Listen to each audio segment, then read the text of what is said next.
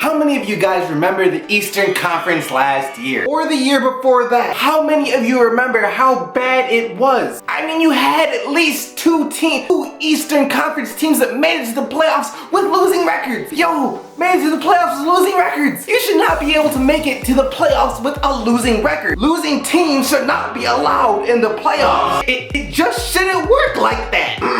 I mean, last year, it was trash. Straight trash. There were people calling to do away with the conferences as a whole. They didn't think it was fair. They didn't think it was fair because the Western Conference had been so competitive. The West was so competitive that you had teams with winning records outside of the playoffs. They didn't think it was fair that teams in the East could win 10 less games than they did and still make the playoffs. But yo, check this out. Check this out real quick. Look at it this year. Look at the East now. There are 10 teams in the East that are above 500. 10 teams with an above 500 record. Even the New York Knicks. Yo, the New York Knicks are only one game below 500 right now. What kind of a turnaround?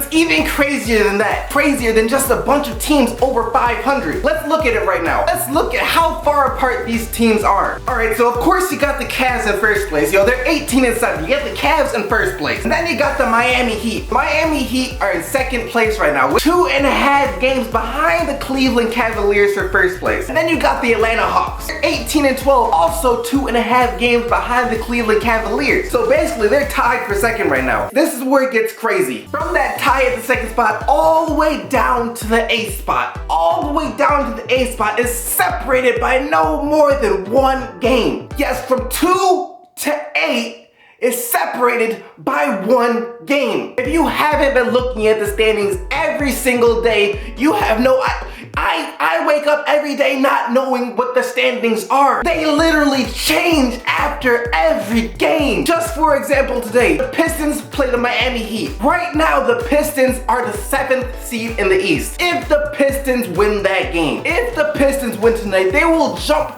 from the 7th seed to the 4th seed while knocking Miami to the 5th seed. That is how crazy it is. And that's just one example. There are literally games like that every single night. It is do or die out here in the East. I'm not gonna give you guys any predictions. I honestly can't do it, but I want you guys down in the comment section below to predict the standings, if you dare, to predict the final standings for the Eastern Conference this year. As always, make sure you like this video, comment down below, and if you like this video and it's the first one you've seen, or maybe you've been watching for a minute but just haven't clicked that subscribe button yet, make sure to do it. It's been Zach here from Slam Dunk Comedy, and I'm gonna catch you guys later.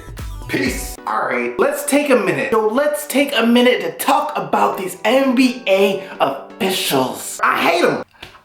I can't stand these NBA referees. Look, I'm not sure what it is, but they cannot make a good call to save their life.